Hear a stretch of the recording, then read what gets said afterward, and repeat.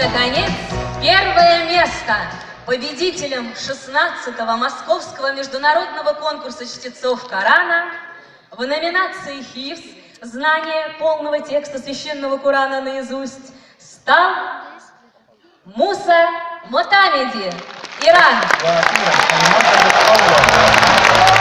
المتسابق من الكرام موسى معتمدي.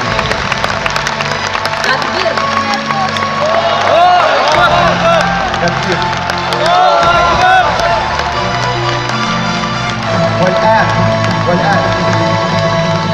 والآن ندعو إلى المنصة فضيلة الشيخ ماهر المعيكلي فليتفضل فضيلته مشكورا.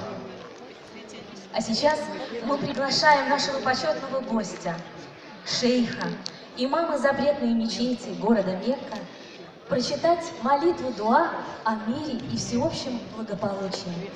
Мы приглашаем на сцену